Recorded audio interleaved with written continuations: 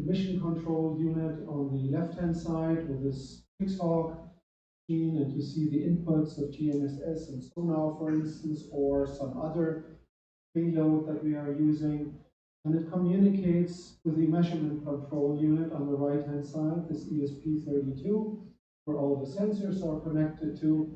And you see from both of these control boxes, you see the communication channels on the very top, where they communicate either amongst themselves or longer distance to some base station. And then on the very bottom, you basically see the logging files, data produced, that you then process further in your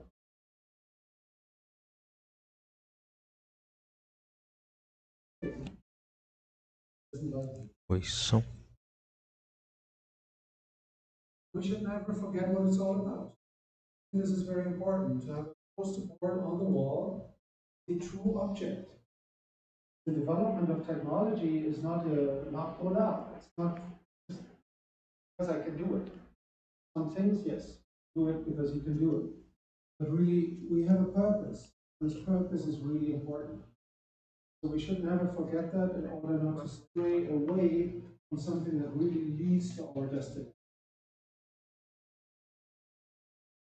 Okay, so we wanted to frequently and precisely measure and map water dynamics. About dynamics, we're using a sonar with that. I'm not talking. We also want to autonomously measure greenhouse gas because this is something other than the sonar work where there is a dynamics of change. Change triggered by land use changes here in the Amazon, climatological changes here in the Amazon, etc., etc. And then there was another challenge. If you measure something on site with a sensor, you all know how sensitive sensors are in the sense of being limited lifetime, sometimes with limited reliability. And that is something where you get so mega frustrated, you get home, you see the data, and you figure out the quality control doesn't let pass here. So we need to have some kind of backup. As real world samples where you can do the same analytical work and verify that the sensors have been working well. So we needed to develop an automatic sampling. And then the last payload for us here was to be able to do hydrographical profile. I was telling you yesterday that the oxygen is only in the first layer, so-called epithelium of a lake. But here, this is not more than a meter to a meter and a half. That's very little oxygen. You have to determine that precisely, sorry, and also repetitively, because there's high dynamics in the layering of lake water. And if you go there once only or twice a year, rainy season, right, you don't really get the picture. Okay. So we started out, and I show you this also to be very clear that you need some time to do it. Started out just with a platform that didn't do anything, and here working with a chamber system for greenhouse gas. It was September 2020. There's a multi-probe for a hydrographical profile, which at that time we still did manually. And we obviously about. In March 22, it improved a little bit, a few more sensors, you see there, so there was a step further towards autonomy, but you also notice there's no engines, so there is no drive. We pulled this thing behind us in the boat. And only after a year, in September 22, see here things that hold the engines, the thrusters, boxes, sampler, gas sampler, and this is the steering unit, and also navigation and all these things. And for the first time after 1 year, we had some sort of autonomy. It was still because we figured that the micrometeorology that we measured at a base station on land did not deliver the data that were hitting our data from the boat, because there was some more distance between it. Meteorology means micrometeorology. It's not larger scale. So that improved it a lot. I don't have a picture from August this year. It was our so far last campaign. And on this last campaign, it looked a little bit like the very first photograph of Sebastian and I.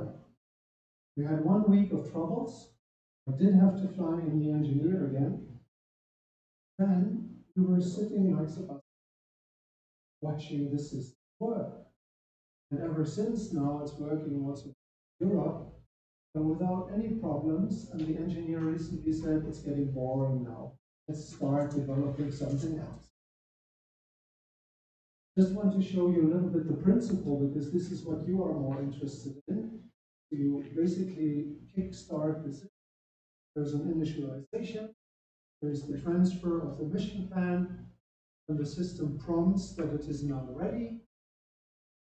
And then the engines kick up by themselves, and it's running the automated navigation mode to the first point. At this first point, it does all the jobs it's supposed to be doing, including sampling. Then there is a loop where it's going to the next point and the next point, next point, unless there's a real problem and the failure procedure kicks in. It automatically detects the malfunction, be it a blocked engine or whatever it might be. And there is a mission abort, and just like a flying drone where you press the home button, it's returned. Now this sounds easier than it really is. For instance, when you think of the thrusters, there's so many little obstacles in the lakes that you cannot just run a standard engine. It will entangle itself within no time. So we developed a little cage. Mission is finished at some point, and then you do, so far, still a manual data transfer, taking out the EEPROMs, transferring it here. Something that is a major advantage of using such a platform, what you see here, this photo is not from Brazil, this photo is from a lake somewhere in Germany, I believe. Bastian, you made it, right? You see is the track that the boat is doing, and the points where it's working. Same from another starting point. This is an artifact. Much more representative. The accuracy of positioning is plus minus 1 meter. And this is really a big advantage, because when we go out by boat, the boat has a length of several meters, there's at least 3 people on board. We can anchor it, and then you drift at least 20 to 50 meters, depending on water depth. You must not use the engine, because that disturbs the measurements. So we never found peace. Now with this platform, it just sits there, doesn't need to be anchored. These thrusters are very sensitive and can be steered perfectly. And it's like a high resolution GPS that we're using, and then an enhanced algorithm to just make it sit on its own defined reference point. Bastian about the details. Okay, so now we're coming to the end, and I want to show you some results. This is the Reservatório Baldina, Clearwater Lake, Lagoa Jandira and Caldeirão, 2 backwater lakes. Backwater means they get the water from the Rio Negro catchment. This is the Aranduba Lake. Lagoa Grande is not presented here. That is a whitewater lake, so it's getting its water from the marsh. Lagoa Grande looks pretty much like it, but we didn't have enough repetitions, so I don't want to show. What is shown on these violent plots is the carbon dioxide fluxes. Here, from all measurements, only in the daytime. You notice you can distinguish these three water types already by their signatures in carbon dioxide exchange. It is true for methane exchange, not true for nitrous oxide.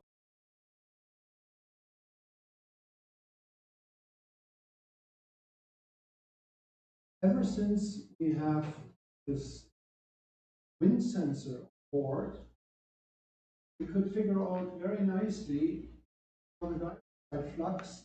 We use that as a reference because carbon dioxide is easy to determine compared to methane or nitrous oxide. There's a clear dependency on the wind speed. What does that mean? It means that you have to have a wind sensor on board. It doesn't make any sense to have it 50 meters away or even further. Okay? And the same is true for other sensors. For instance, photosynthetic active radiation. Because the algae react where the boat is, they don't react somewhere else, or it doesn't matter for you. Metabolism is what generates them. Not only, but partly. Now, I want to show you the advantage of robotics for nighttime, daytime. These are daytime measurements for night. Very many repetitions. I don't think I need to comment. Very, very obvious, very clear. We want to have budgets, gas exchange budgets, and then upscale that in a model. And we just have daytime data, we get a different image. Right? So as of about 8 o'clock at night, or 9 o'clock at night, about 8 o'clock to 4 o'clock in the morning, 5 o'clock at very different responses of the aquatic system for this parameter. The volunteers to roll out the nighttime on a lake here, be my guest. I would not necessarily recommend it.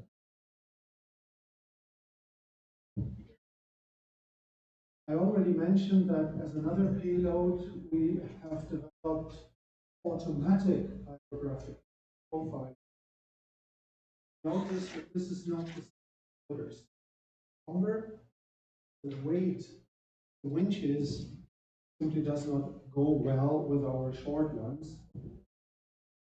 It can be miniaturized, but it may not make too much sense to me. This system is now capable and has very strong cotta.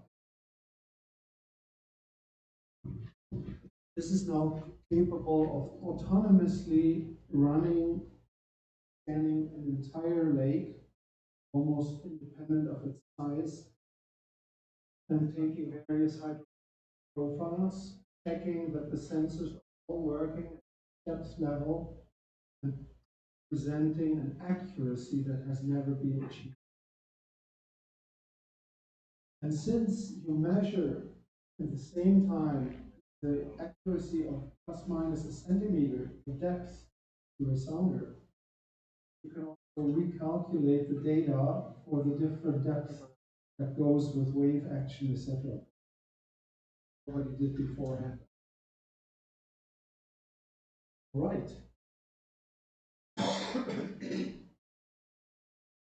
So, by the way, some of you saw this, for those three guys, because that picture was taken at the pond, the entrance of Musa, and several others, but including the snake. So what's the take-home message? It is not too difficult to build a fully functional, modular, autonomous aquatic platform. Non-commercial, if anybody wants to copy it, say so, and you're welcome to do it. Not too costly. All the parts, either you make yourselves in the workshop or you buy them off the shelf. Easily transportable. One person can do it by herself or himself. Easier with two people. Carry it from onto the water.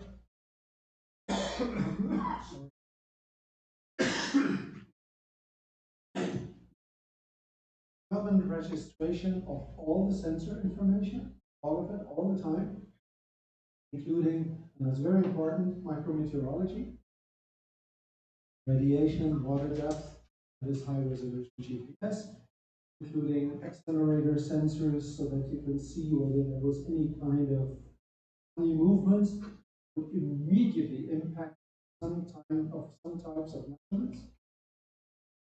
So far, we have now 8 hours of permanent operating times with a maximum speed of kilometers per hour. Your positioning and these 3 payloads, hydrographical profiles, which is standard that everyone needs all the time. Greenhouse gas exchange, including automatic gas sampling, so far with 18 samples, these 3 sequences of samples, and then basic telemetry, ultra high resolution, including multi-frequency sonar, looking into sediments where obstacles, and map channels that are the water. So I hope that motivates you to come along this trip, because we want to continue, and as you already know, develop robotics for the terrestrial.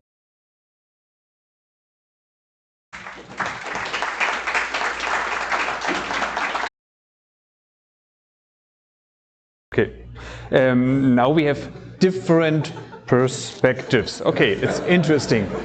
Who becomes a robot now?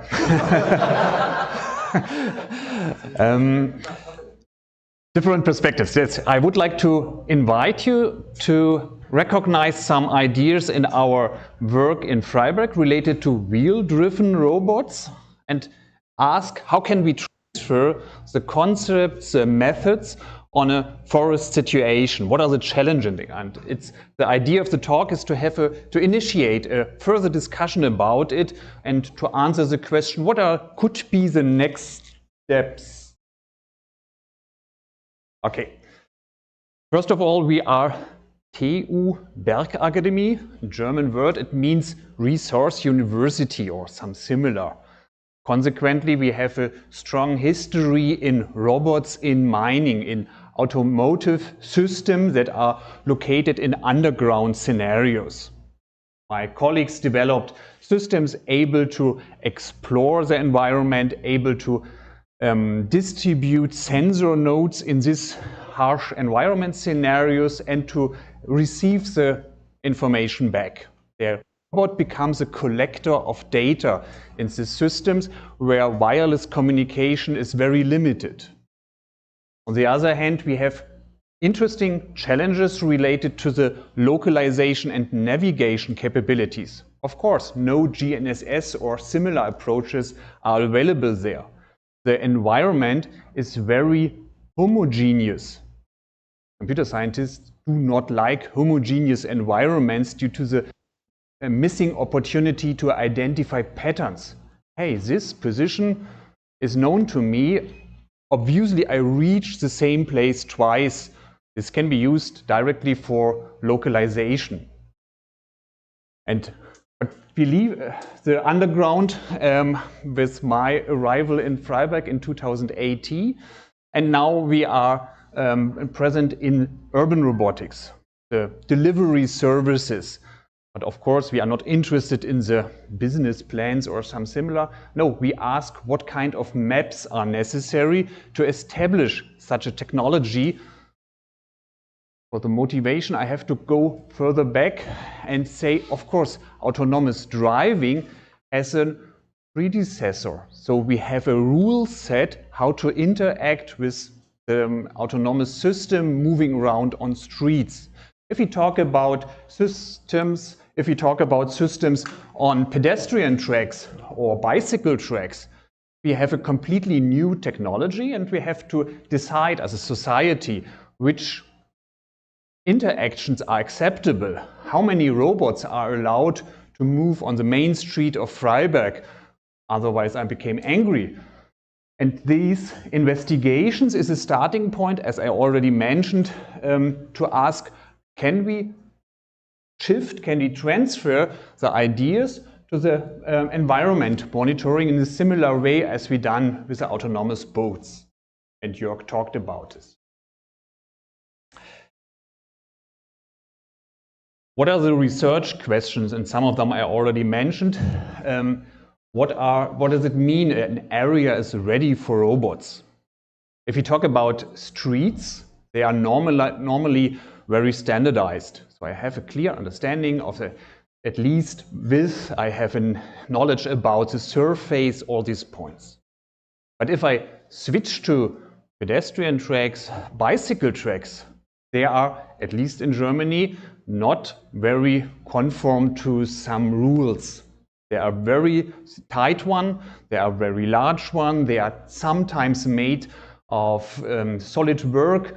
On the other hand, we have non-structured pedestrian tracks. For our robots, this is a great challenge. We have to ask which material, which environmental conditions are suitable for them to move. On the other side, the robots itself are not standardized. A car has a certain width, length, and all these parameters. For robots, there is a strong discussion in the community about their configuration. How many wheels, what kind of propulsion system, what's the kinematic in this system.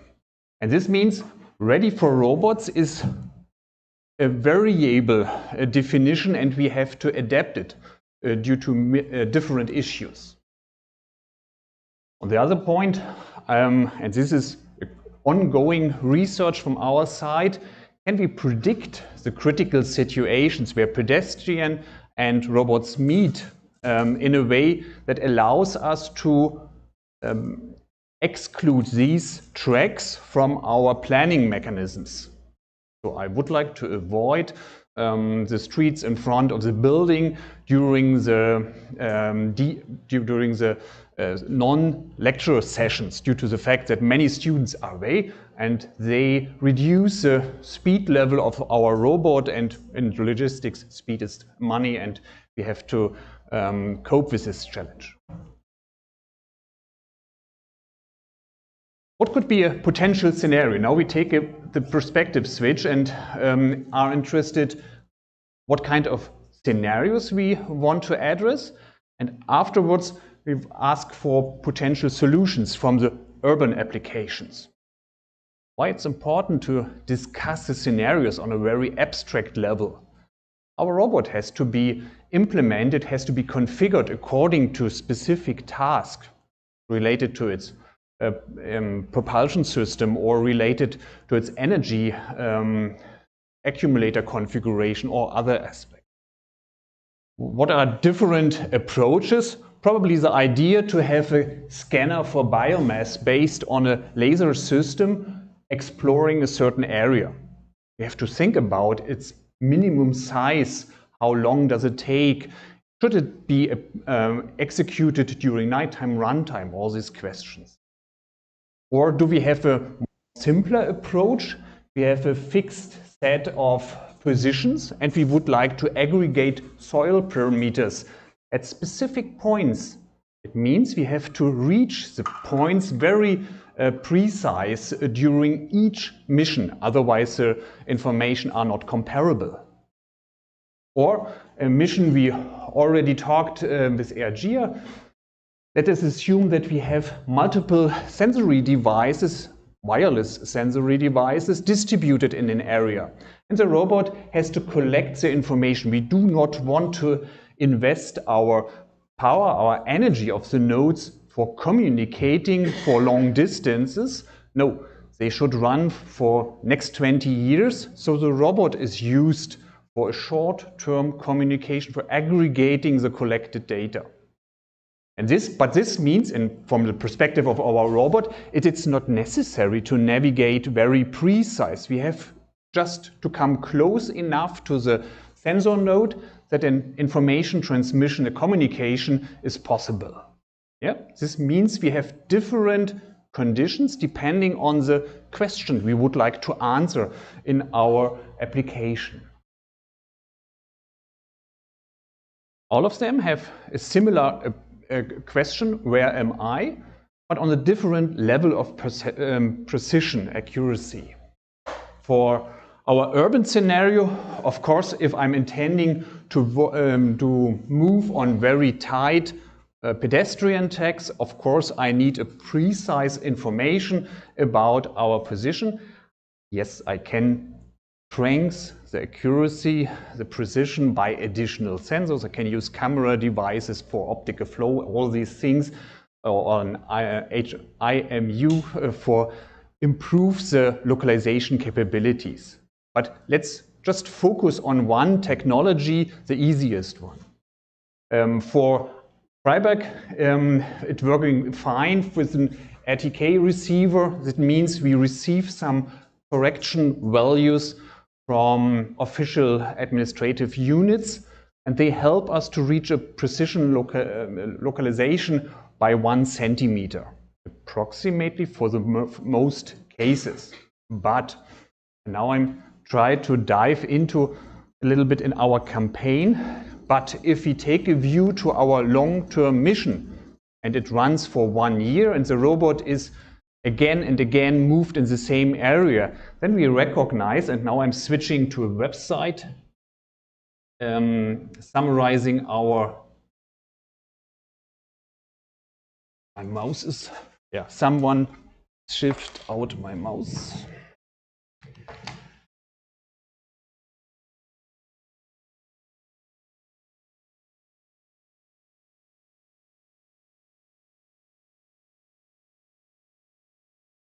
And you can see, of course, this is our database, and I assume that we need such a database for our aggregation in the forest here too.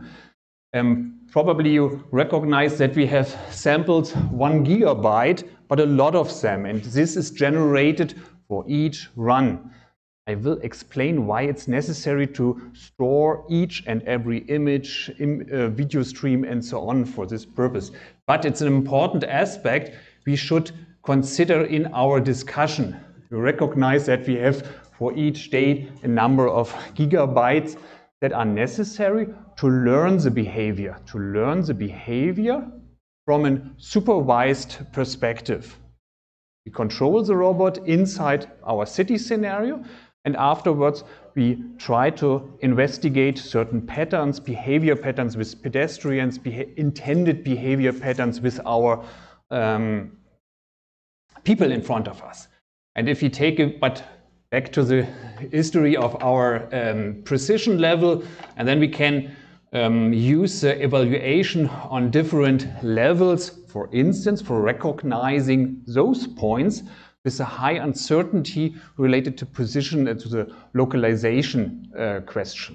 Yeah? And such a representation is necessary for our forest scenario too. We need to know where the localization is limited to topological issues or the immense green structure.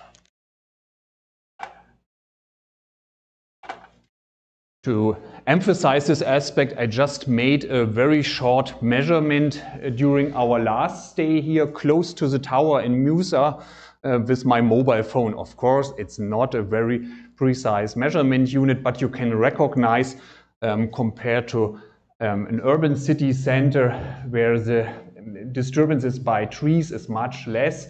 We have an uncertainty around 6, a maximum uncertainty around 6 meters. It means the robot is not able to move around on an accurate level just alone within GNSS system. We had to add more sensors supporting the localization mechanism. Supporting the localization mechanism means we take camera systems, different types of camera systems, and try to re-recognize certain positions. Another task for our camera system, for our additional sensors, is to identify obstacles. Identifying obstacles in an urban scenario is quite easy. The community, the robotics community, developed many tools for this. I just illustrated some examples here to show the state of the art in our work. If we again switch to a short movie, then firstly we can see this in an in a moved action, of course, we recognize a different person. And this is helpful for us. Again, we want to learn the behavior to recognize what is the relation of the passengers around our robot.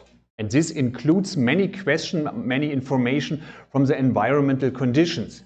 This is a tight pedestrian way. Do we have additional obstacles to consider? Are there animals, for instance, involved? And this means we have a huge amount of sensory devices involved in this process to ensure a high reliability. Just to illustrate, not given here. Okay, I guess it's imaginable that we use much more sensory devices for exploring the environment, different types of cameras and so on. What's the major difference compared to our question for the first scenario? Are we back to the...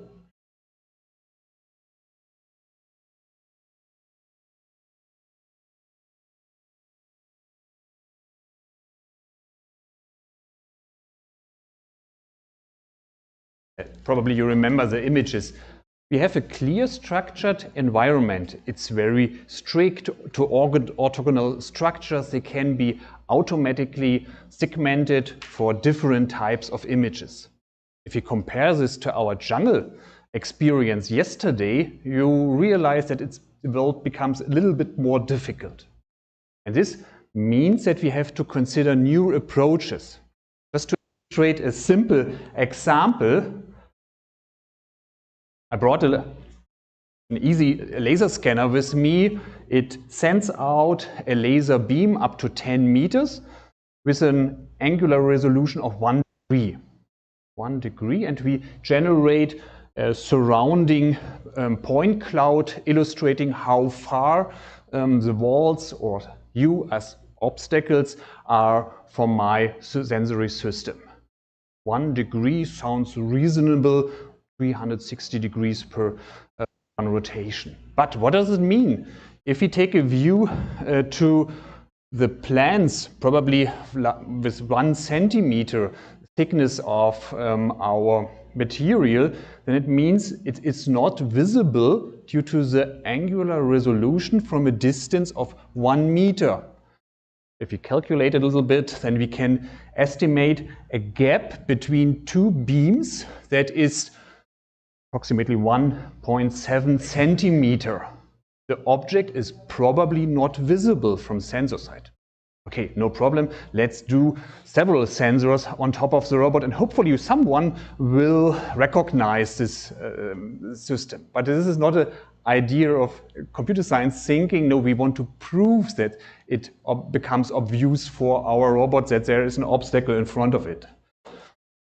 And for something is... Did we left the room?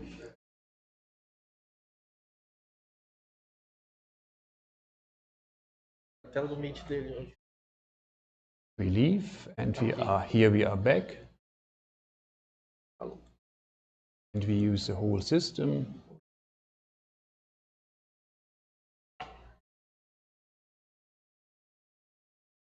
And we are back.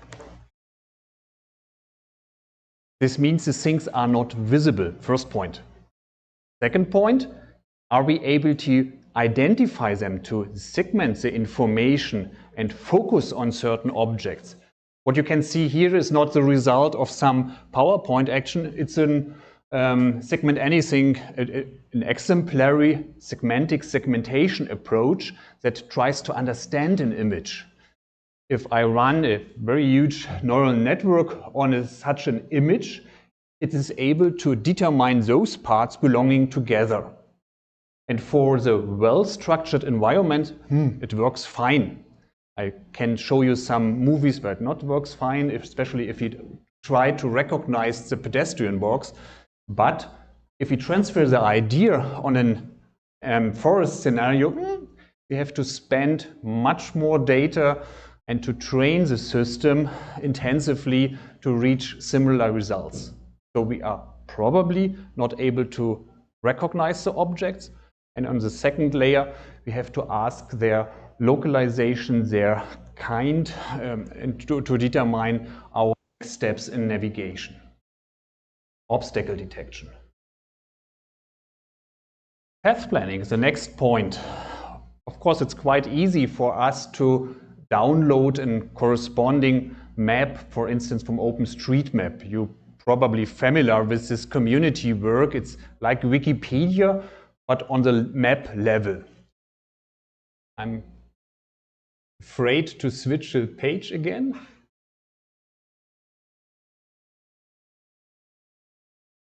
Yeah, this is the editor mode of OpenStreetMap, and you can recognize on the left side that when I choose a certain part from our marketplace in Freiburg, then you get a huge amount of information, theoretical, for this area. But they are not available at the moment.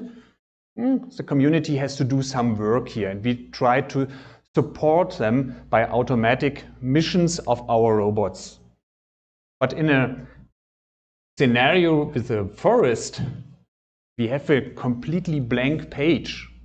This means we have completely blank page. We have to generate our understanding of a corresponding map first. This means what kind of information are necessary to fulfill our task, and how can I represent the corresponding geometric information. Not just we have several points and that's enough. No, this includes, for instance, beware of the route that is directly embedded in the path for our and probably an obstacle for our robot.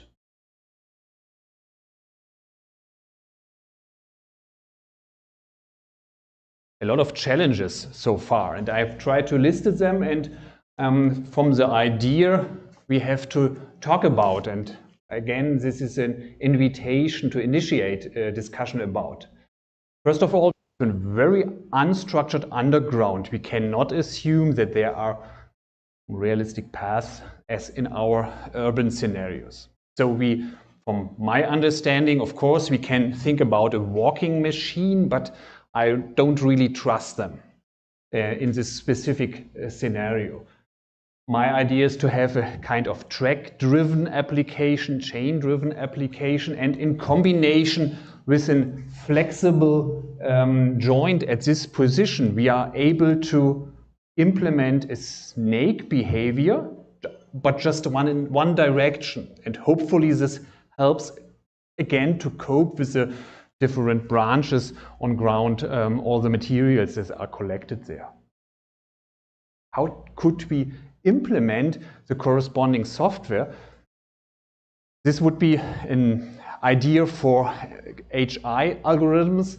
We take many or a long duration of manually driven tracks, and we try to understand how a human expert would steer the robot in this scenario. This includes the question, what is the environment of the current situation, and how can we map steering commands for now and for in 5 seconds on such a scenario.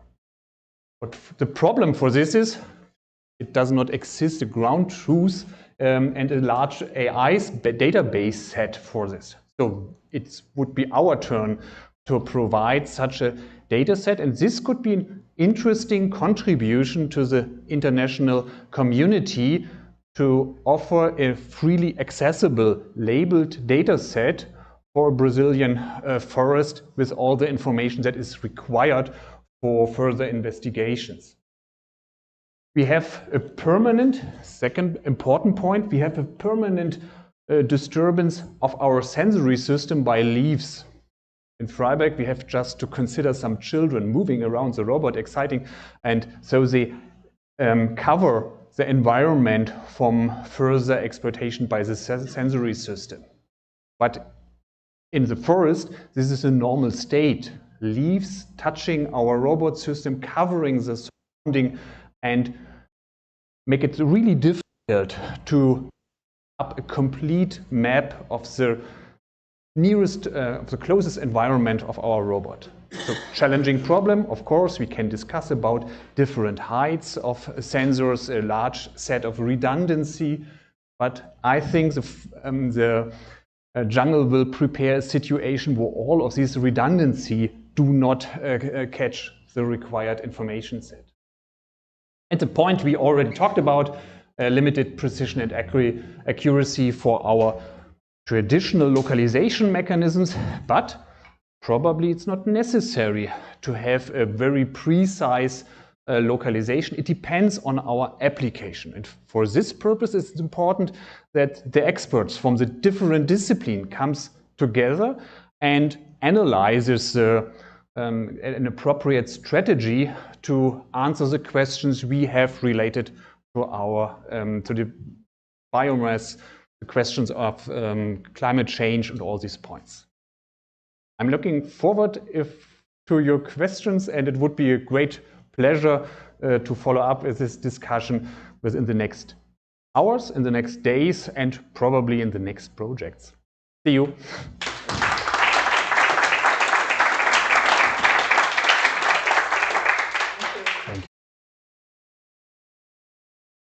As águas na nossa maior cidade, no meio, na Amazônia Central, e alguns rios.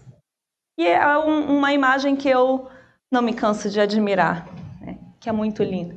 Mas a gente já observa diferentes características físicas só pela imagem de satélite aí, Landsat. Então a gente tem uma bacia, a maior bacia hidrográfica do mundo. Ela é responsável por 18 a 20% de água doce em descarga no oceano, em todos os rios do mundo. Nós temos aí, então, já observando as diferentes cores dos rios. Então, a gente pensa em diferentes características físicas, químicas e biológicas também na bacia. A gente tem o comportamento sazonal de níveis dos rios em toda a bacia. Então, num período que nós estamos e vivemos a extrema seca, tem lugares na bacia em que já o rio começou a subir, né? Então, na mesma bacia hidrográfica, nós temos regiões em que se diferenciam os níveis dos rios, e isso influencia, consequentemente, na concentração de compostos químicos, de substâncias, nas características físicas, de quantidade de material transportado. E a gente vai começando a pensar nos desafios que nós temos para definir, para afirmar questões importantes sobre as características dos rios na Amazônia. Assim, essa imagem, a gente gosta bastante de usar, ela é cedida pelo IBAN, que é o Observatório da Bacia Amazônica, com estações de monitoramento desses níveis das cotas dos rios em toda a bacia. É uma associação com a Agência Nacional de Águas do Brasil e o IRD na França. Então, esses pontinhos em vermelho é onde diariamente um observador vai medir numa régua a cota dos rios. Ele vai de manhã e vai à tarde. E em outros períodos, cada semana ou a cada mês, eles coletam uma amostra de água que é enviada para um laboratório para fazer análise. Ou eles fazem a filtração e enviam o material em suspensão na membrana. Então, é um trabalho muito importante e é quando a gente conhece diariamente o nível de subida e descida, esse comportamento diário dos rios na Amazônia, é a partir dessas estações de monitoramento. Bom, então eu vou falar um pouco dentro desse contexto, vou firmar um pouco o que a gente faz, como a gente trabalha no LACUA. A gente tem priorizado bastante estudar a qualidade da água para melhorar a qualidade de vida, para observar a qualidade de vida em comunidades ribeirinhas, principalmente é o nosso foco. A gente trabalha com essas características amazônicas, como eu acabei de mencionar, a gente acabou de visualizar pela diferença, né, dos rios, mas também a gente gosta de focar no impacto na vida das pessoas que moram nas margens desses rios. E aqui isso representa bem a Dona Antônia, é uma indígena Yanomami, lá na aldeia Jutaí, ela indo coletar a água para sua família no igarapé, próximo à aldeia. Então, muitas pessoas vivem nas margens dos rios, a gente vê aquela imagem bonita, né, imagem de satélite, mas não enxerga as pessoas, enxerga os rios e enxerga a floresta. Mas tem muitas pessoas que vivem nas margens desses rios e que consomem água para beber diretamente do rio. O rio, na grande maioria na Amazônia, são rios lindos, de boa qualidade, com as suas características naturais. Mas para consumir não é próprio. Precisa ter parâmetros de potabilidade, parâmetros que são adequados para o consumo, para serem ingeridos, como a acidez, que a gente mede o pH, a quantidade de íons diferentes, substâncias químicas, precisam estar isentas. Então, infelizmente, na nossa região aqui no Brasil, na região norte, nós temos os piores índices de saneamento básico. E essas pessoas que vivem em ambientes remotos e isolados são as que mais sofrem. Então, a gente trabalha com a característica dos rios, características amazônicas, mas também gosta de olhar para a qualidade da água, inclusive atendendo a 2 objetivos do desenvolvimento sustentável da ONU. A gente gosta muito de observar como que a gente pode contribuir para esses objetivos, né? Quais são eles? É o 3 e o 6, saúde e bem-estar, água potável e saneamento. Bom, e nós somos o LAQUA, Laboratório de Análise de Água e Qualidade Ambiental da Central Analítica da UFAM. A gente trabalha principalmente com estudos sobre a hidroquímica na Amazônia, presença de poluentes inorgânicos e orgânicos em ambientes aquáticos, lagos, rios, igarapés, e a qualidade da água para o consumo humano. Aqui é o LAQUA, logo aqui próximo. Na Central Analítica, é um dos laboratórios, a Central Analítica tem 9 laboratórios. O nosso recebe amostras ambientais, trabalha com parâmetros de qualidade da água clássicos, com sondas, com titulação, volumetria, mas também temos análises instrumentais com cromatografia gasosa e espectrometria de absorção atômica. Então aqui é a turma, Lucas, Yasmin, Maria Clara, Demi, que trabalham lá firme na bancada e coletando as amostras no campo. Então a gente tem o laboratório, trabalha nesse laboratório e a gente vai para campo para obter esses dados. São diferentes parâmetros, né? A gente trabalha com diferentes técnicas de análise. A gente vai para campo, dependendo do tamanho do rio, tem que ir num barco, coletar. Mostrou algumas experiências deles na Amazônia. A gente vem no igarapé também e precisa inserir uma sonda, quando a gente não consegue adentrar. Aqui é uma lagoa dentro da floresta da UFAM. Aqui na UFAM nós estamos numa floresta nativa, uma das maiores florestas nativas em área urbana do mundo. É a floresta da UFAM. E é um lugar muito bonito que a gente esquece, às vezes, inclusive, que está no meio da cidade, quando a gente entra na floresta para coletar amostras de água para monitorar. Então, a gente tem uma sonda multiparâmetros aqui, que determina a temperatura, pH, oxigênio dissolvido, condutividade elétrica, turbidez, sódio dissolvido totais, né, naquele instante. E a gente precisa ir várias vezes no campo para ter um acompanhamento contínuo. Quer dizer, contínuo a gente não consegue. Mas e se a gente tiver um sensor aí nesse igarapé, fazendo essas medições? E que a gente consiga aqui do laboratório do professor Jair com os meninos acompanhar essas variações sempre que chove, todos os dias. Para a gente isso é um sonho. Eu acho que ele está para ser realizado.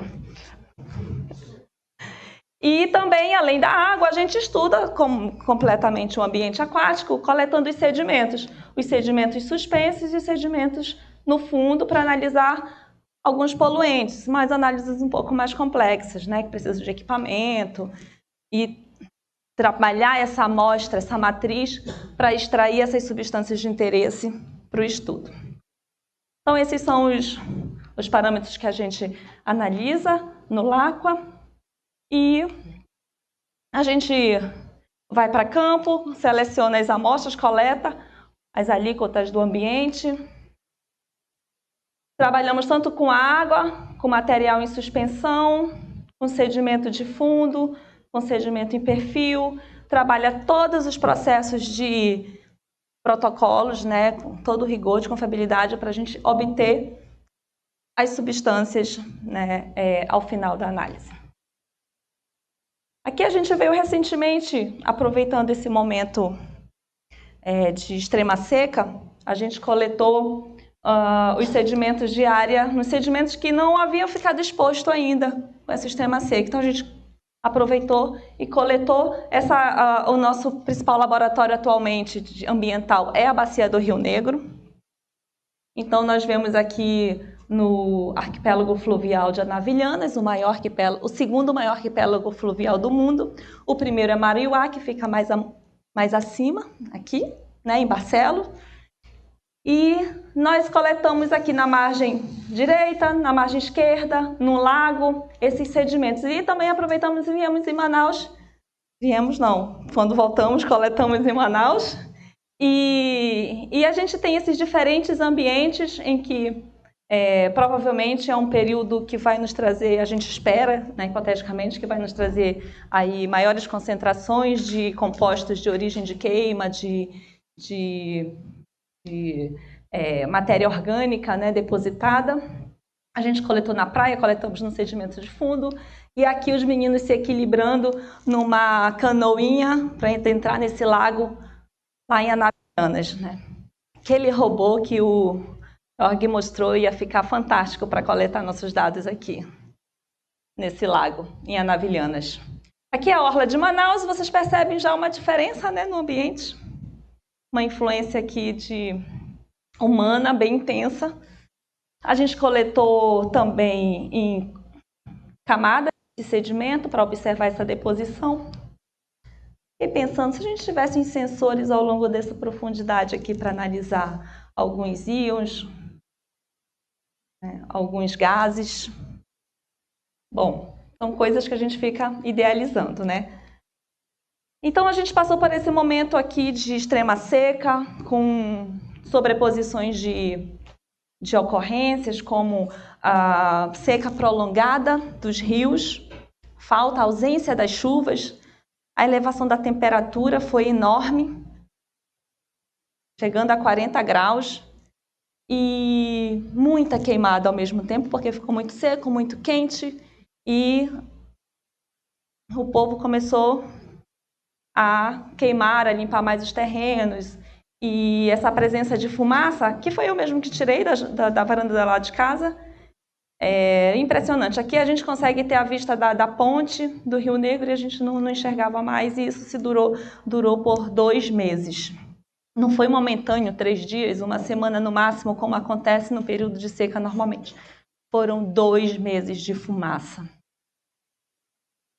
Com esse calor intenso. Então, esse aqui é um registro que ficou marcado, onde um braço de rio do Rio Negro, com tanto volume de água, ficou seco e os sedimentos expostos.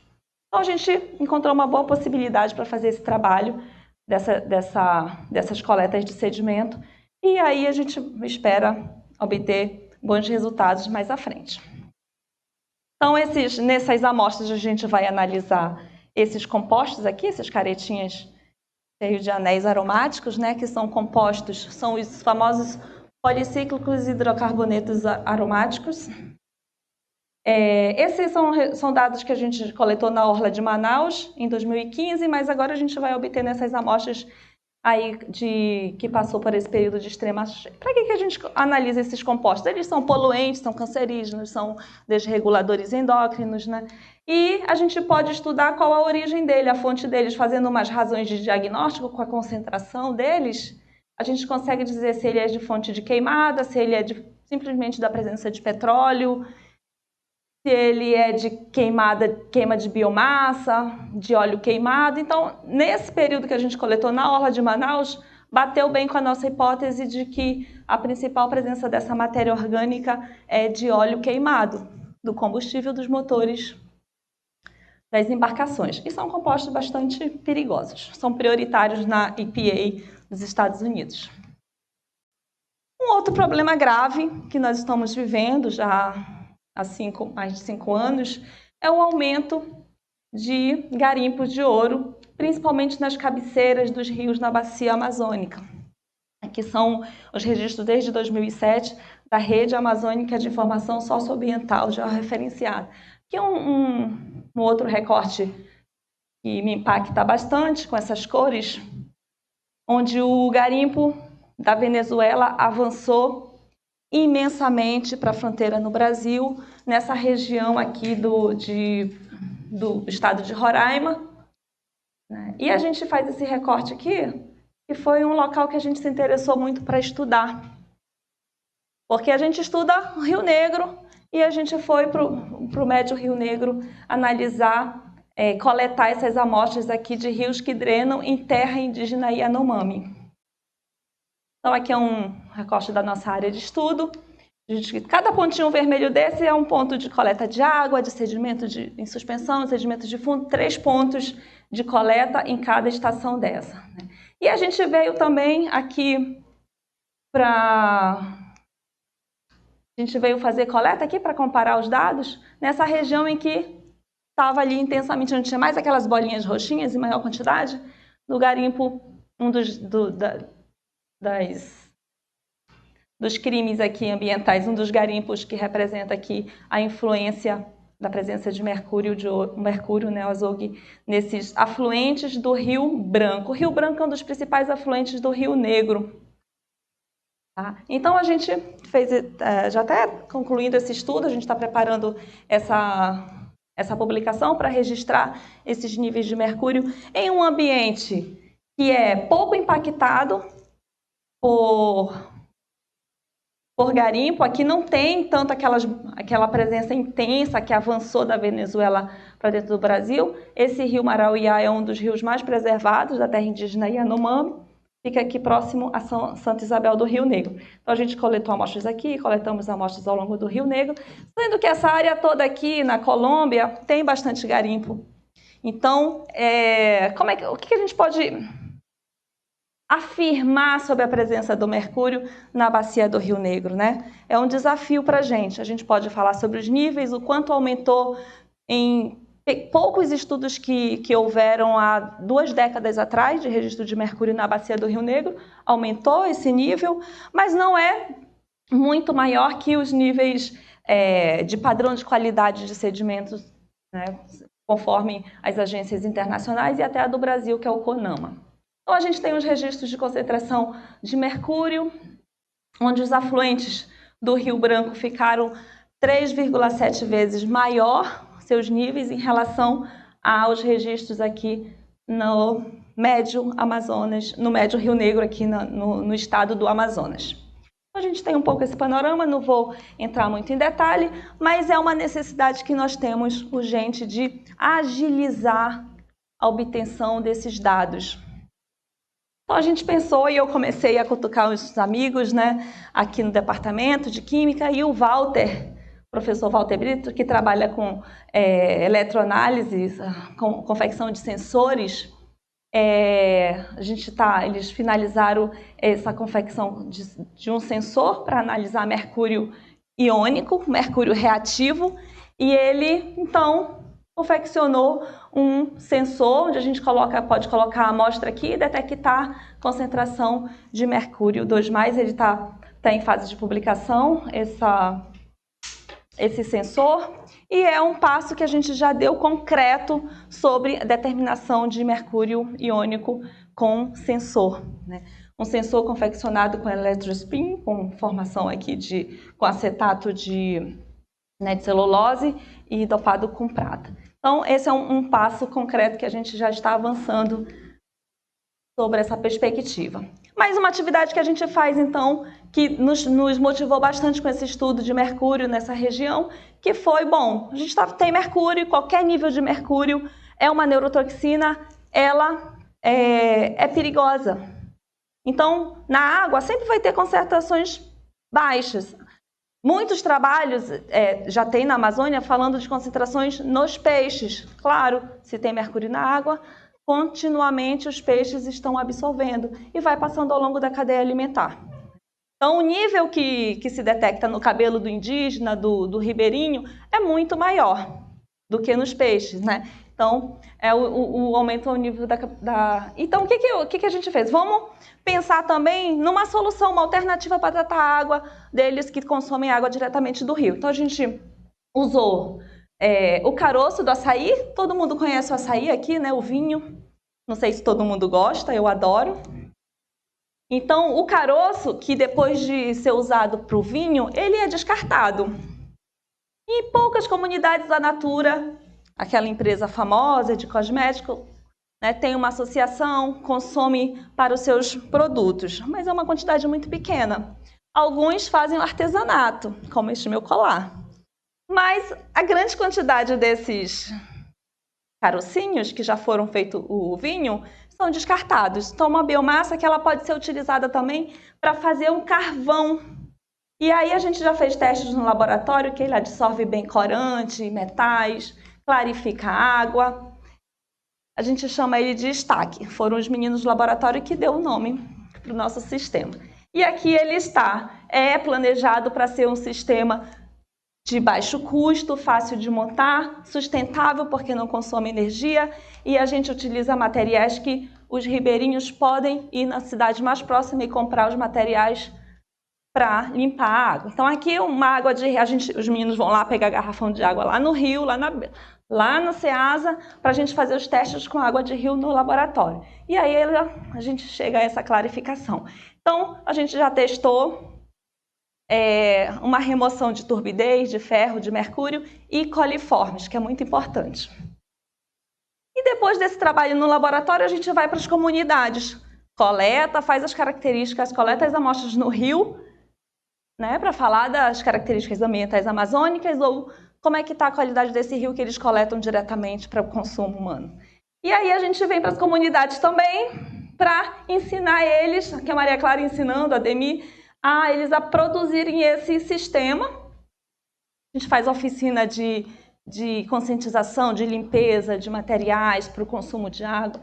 E aí a gente aplica o protocolo de produção do carvão ativado em comunidade ribeirinha, saindo daquele protocolo de mufla, moinho, dentro do laboratório, para fazer na comunidade, para eles para ser sustentável e eles conseguirem ter uma quantidade de carvão e ter um filtro para tratar essa água. E aí esse sorriso é muito realizador para a gente, quando eles se surpreendem que uma água estava amarela e depois fica muito clarificada. Então, esse é um dos nossos objetivos. Sim, aí eu deixei essa pergunta. E aí, se tivesse um sensor lá que facilitasse esse monitoramento da qualidade? Porque não basta só deixar um filtro lá para eles. A gente precisa saber se está funcionando, se está retendo. E se a gente tivesse um sensor lá que a gente pudesse observar os parâmetros de qualidade, alguns deles, a turbidez pelo menos. Se reduz a turbidez, está reduzindo bastante. Então a gente começa a pensar nessas necessidades e poderiam facilitar, em vez da gente viajar dias até uma comunidade que a gente está fazendo uma ação. A gente pode ter esse resultado, esse acompanhamento, né, aqui na UFAM. Será que isso é possível? Então, assim, para finalizar e passar aqui para o Edjaí, continuar com essa aplicação da internet das coisas associada à qualidade da água na Amazônia, só enfatizando que a gente precisa de uma coleta com mais agilidade, de forma contínua e confiável, com dados confiáveis, né? A gente precisa observar esse comportamento contínuo de variações ao longo do tempo. Aqui são exemplos só que a gente espera observar depois com resultados, são figuras, né, aleatórias. Então, muito obrigada. E a Odjaí continua falando aí das experiências, dos avanços. Eu acho que os meninos têm tido, junto com as nossas validações, observando essas medições, né? Vocês estão fazendo, está dando tudo muito certo.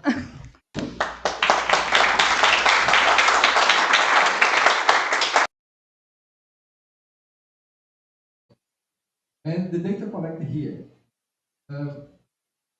we can send immediately, forward immediately, or we can store data logs. Tomorrow, Professor Bolandi will talk about that. Is it good or not? What the problem is, and so on. If we send every measurement here immediately, the battery power goes down immediately. So we can process a huge amount of data and then send a bunch together to the other side. Here is an antenna. Here is our forest in the middle. We are sending the data from the Arduino or ESP to a device called Raspberry Pi. Eco knows very well. Raspberry Pi comes from chemistry. Here, the data collected, we can store near the Raspberry Pi. It's called our gateway because it talks two idioms, IoT idiom and Internet idiom. So it's a gateway. Or we can send it immediately to an cloud infrastructure, store them by machine learning. We can understand, grasp what is happening here. And the results can be a mobile application. We are developing an Android mobile application to show the results. Something like that. Oh, okay. Of course, it's not a real data, just to show you that we are improving the way the researcher can visualize and select what he or she want to see. So the first challenge, the third challenge is sensor selection. Why I say this? Because there is a huge amount of availability in the market. Sensors of every type, different interfaces, different characteristics, so on and so forth. So we need to select one specific for our problem and then deploy them. Here is an example of some of the sensors we are using. TDS, there is a code about that. pH and temperature. You see here, this is a sensor, and here is a transducer. It converts the signal collected in the nature, converts to electron signal that will send forward. But what about the sensor? As times go by, can fail. So we need to calibrate it. Calibrate them. There are many. Periodically. It's not a one-time process. It must be calibrated continuously. It's another problem. How should we calibrate a sensor that is in the middle of the forest, in the middle of the lake? Not so. It is my question for Sebastian. Definitely. How could we self-configure with our system?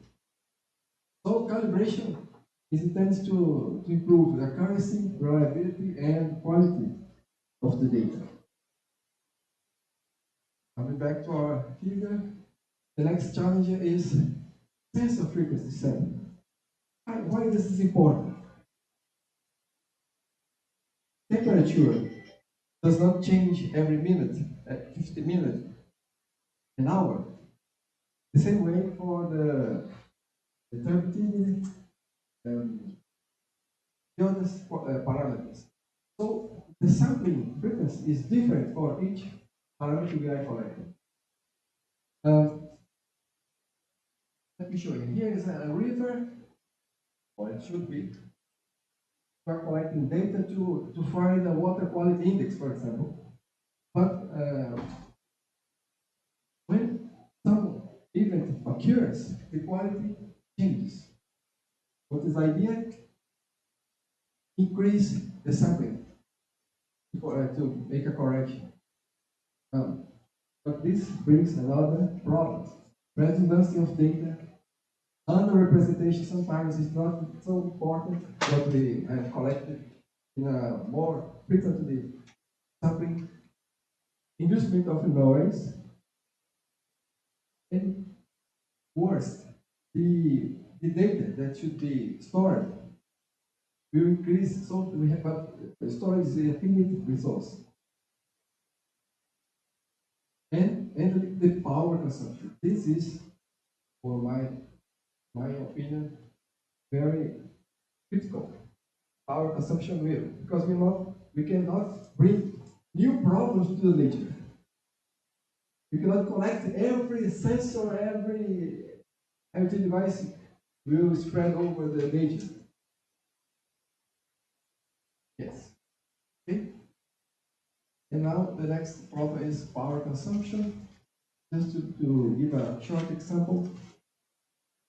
Just give a short example.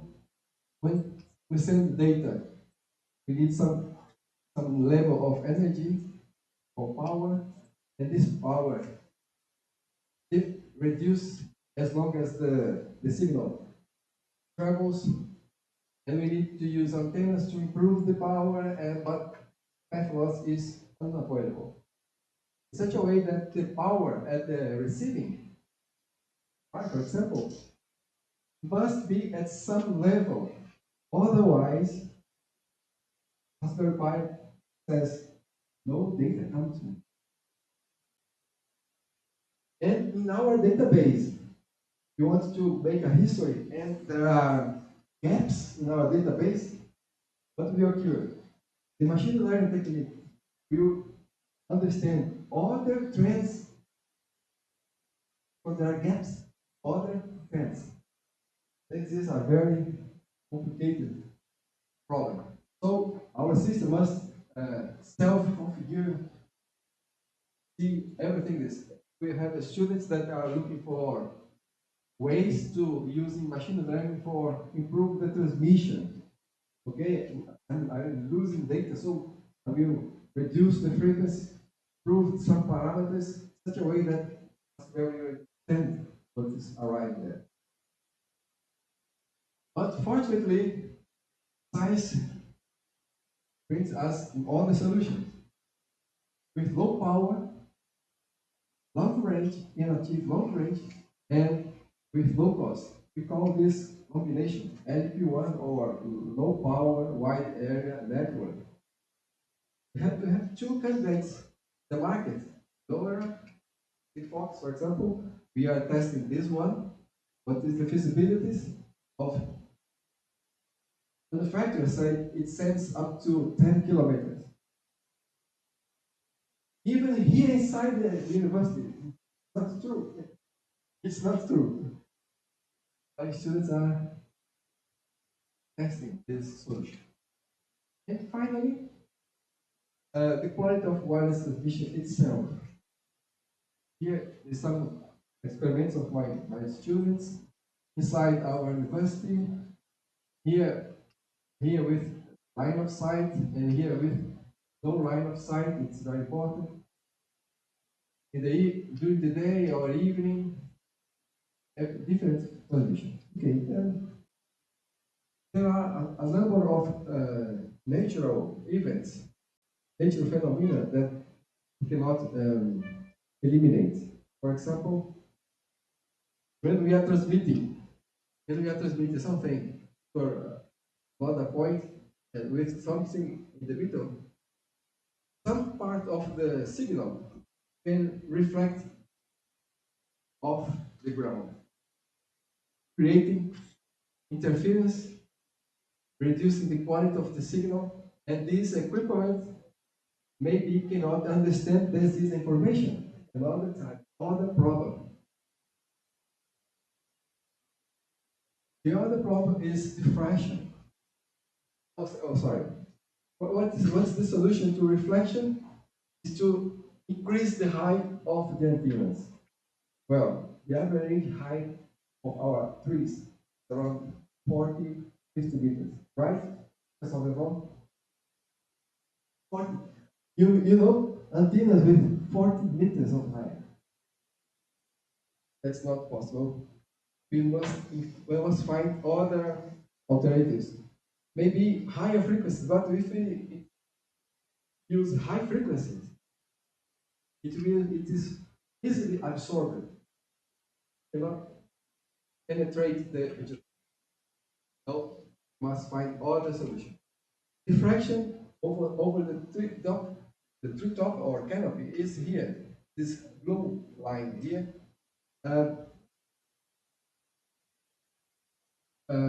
This phenomenon also reduces.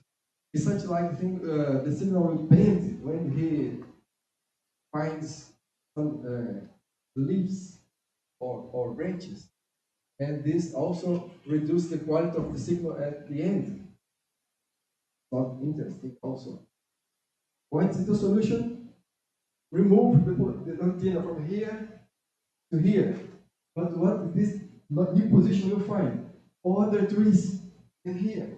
Other trees. Okay, it's not solution. Repositioning the antennas. We must find other solution for this problem. And finally, scattering through vegetation.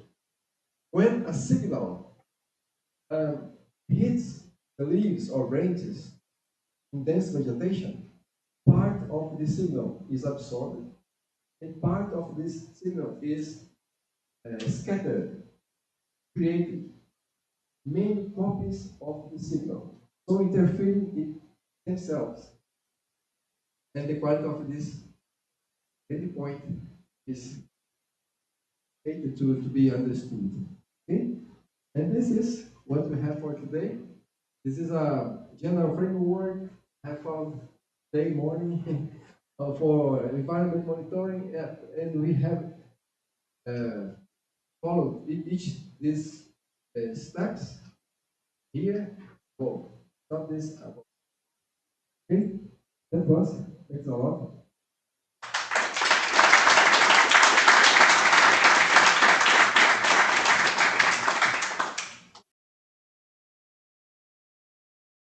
If you have a wall between, it doesn't get discovered.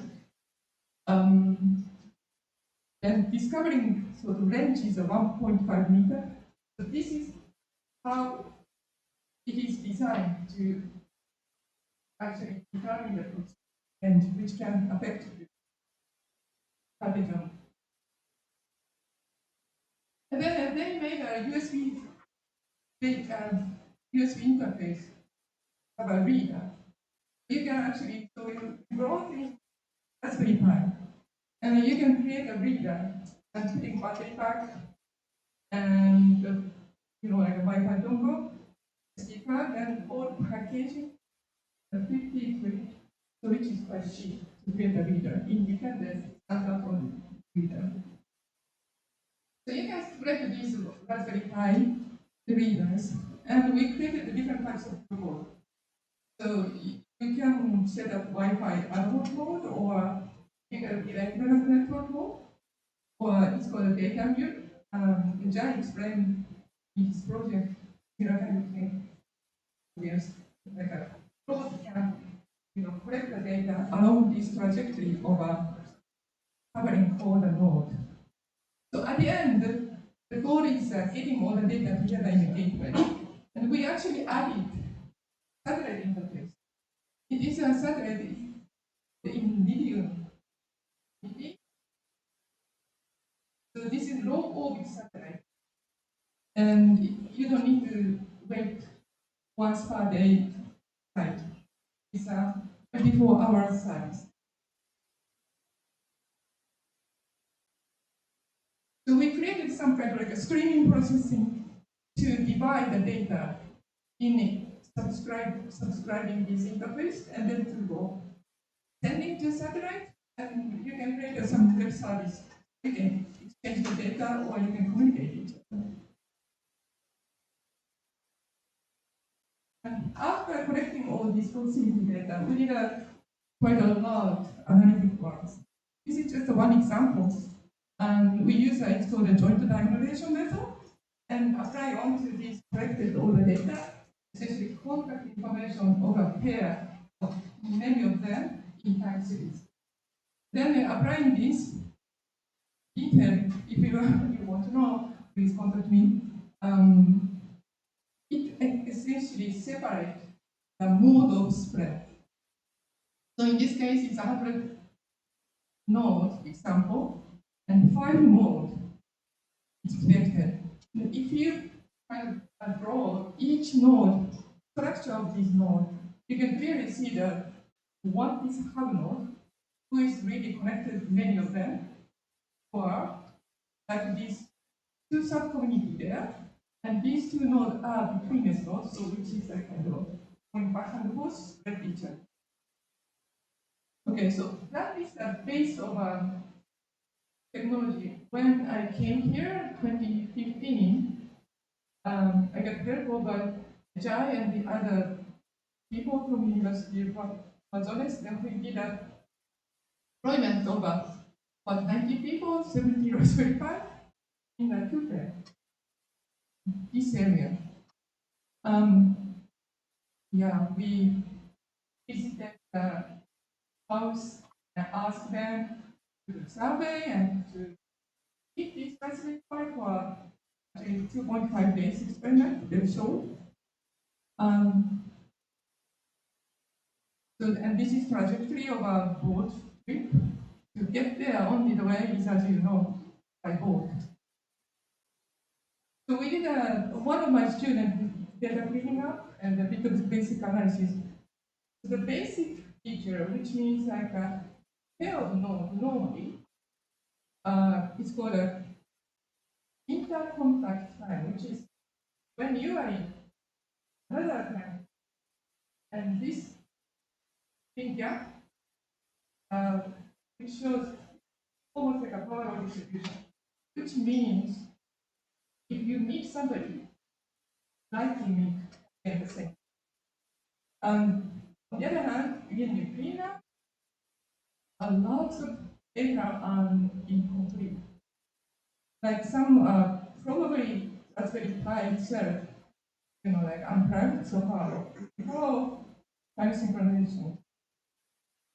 And only survived the 36 nodes, 3 villages.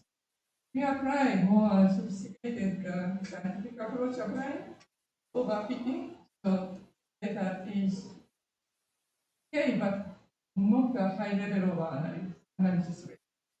But this is first experiment, and we didn't know anything. So experiment is like that. The first experiment you do it, but you have to include and you have to kind of compensate what you missed it. So if we could have funding, then we could have done a second time in a much better. That was what we done. Okay, so similar kind of setting I did also in Tanzania with some epidemiologists. Because there is a Raspberry Pi board and the CO sensor, and together with the proximity. The goal is that their goal is a TV, tackling TV. They want to make household building anything more air flowing, less infection in the house. So we deployed a little bit to like a patient's house and boarding school, just as a pilot. Eventually, timing over when to ventilate, what kind of like a values CO2 can go up, and then ultimate goal for us was to model airflow. We didn't have enough data department. So there was a bit of a gap. And then we got some funding with a greenhouse startup in Kenya. So it's in the sub-Sahara, which that region really relies on farming. That's the main income, economically very important. And there are some mitigations in the country, but they faced on the difficulty on control pest and disease.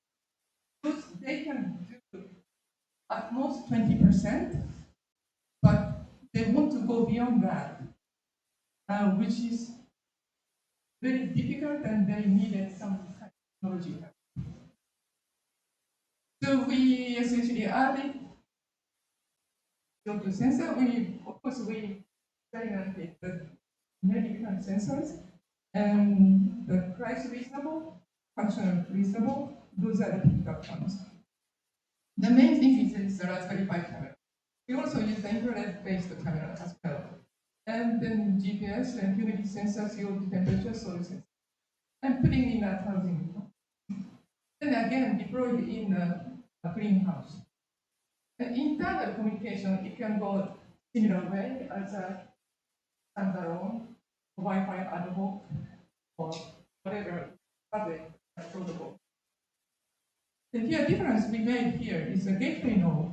When you get to the data to gateway node, it can communicate with the cloud. It's a Agile project that is architecture, high-level architecture structure is the same. So here you're gonna add like a Wi-Fi hotspot, then you can go through that and to communicate with the cloud. Actually, in Kenya, like just buying this hotspot, for some TPC link kind of thing. You buy a data SIM, which are actually less expensive than UK. Oops. Yeah. So this is the architecture, very simple. But based on MQTT protocol to transport the data between, this is cloud side, this is sensor side, and the gateway. And we use the Mosquito as a broker, so they communicate each other per subscribe. So from server side, if you get some problem, you can just come into SSH to fix the problem, if possible, unless physically you have to go. Then, to be honest, the system is super stable. Okay, so then you need a kind of a front end. You have to communicate with farmers. This is up to the farmer or any domain. So this is as an example. So each node, like a picture of that time, or what is the GPS location, or plotting each sensor's value, or fundamentally we wanted to communicate with the farmers in this particular project so that farmers can spray the medicals before it gets really bad so that they can keep the crop. Then you have to have a threshold. So those thresholds, farmers can change. Then based on that threshold, from server side, you can change like a sensing interface and sensing interval. You can kind of communicate together. This is a bit of simulation-based thing, but the main idea is this black dot is a small insect aphid. When aphid gets much more covered, then you get certain, color defect. Then you're ready to go to spray the chemical or something that kind of allowed by email or posting on the web. So there are not too much, but we didn't have time. But actually, how you detect the change of the time frame. So we use mainly the color of image data. And if you use a very simple classification algorithm of machine learning, and if you not, if you don't have need to classify multiple very different classification level, it's quite high accuracy. You can kind of identify healthy disease. Okay, so next project is based on the same approach, and we monitor the root growth. So in the plastic pot, you have 16 different species of seeds. I don't know how many are duplicated. So then you monitor on the side how the root would grow. Then you can use a CNN to segment this node root. Then measure like how thick it can grow, or you go with a straight thick root, which is a better species than the spread sizes. So we measure these kind of things also from the top. So capture the green stuff, the color, then based on growth, so you capture the area, so that one is more healthy crop picture. Right. So during COVID time, or during maybe before our first entered COVID time, we wanted to control, the university wanted to control like air conditioning configuration or ventilation rule, or essentially door should be open, or in the lecture theater or office or breakout place.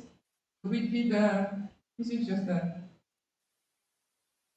maybe 12 Raspberry Pi deployed in the lecture theater, 9 rows, 10 rows, about 100 people fitting. Then we throw the dry ice, kind of simulate students, 100 students for one hour, 4 times per 1 program. Then to see how long it takes to clear up the student CO2.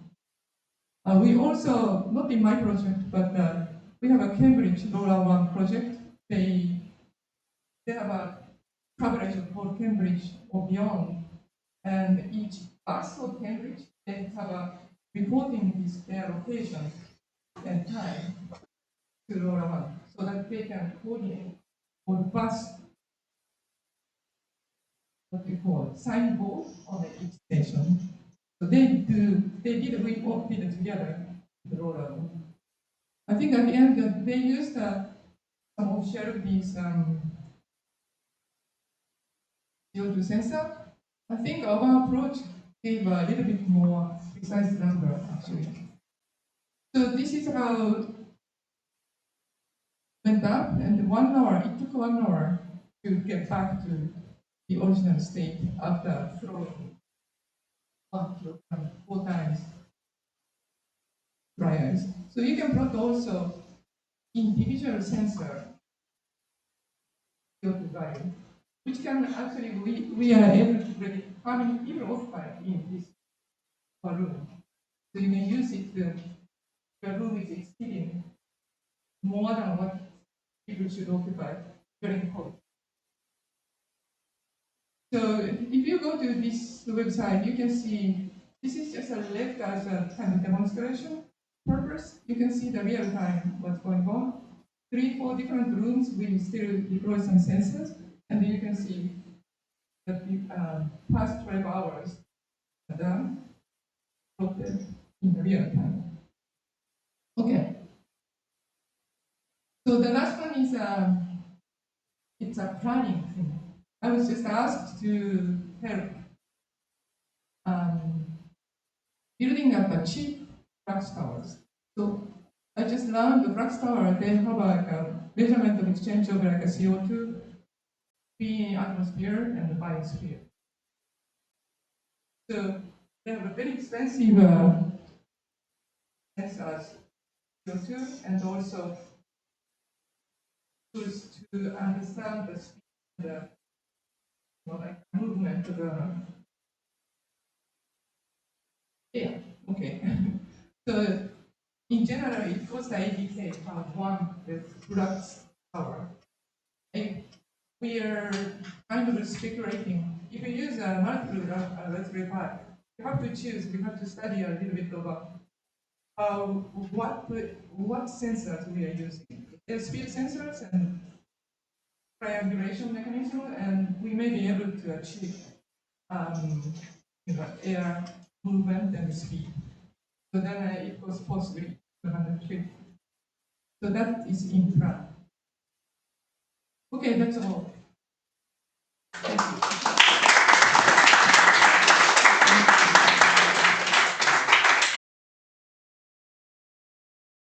So welcome. Well, thanks for the introduction and welcome everyone. Thanks for the invitation. Sorry I cannot be there with you. Maybe next edition I will try to join. And yes, so sorry. So well, brief introduction. As I was already introduced, I typically put a map of Spain so that for those of you that don't know where Valencia is, so it's kind of in between Barcelona and Madrid on the east coast of Spain.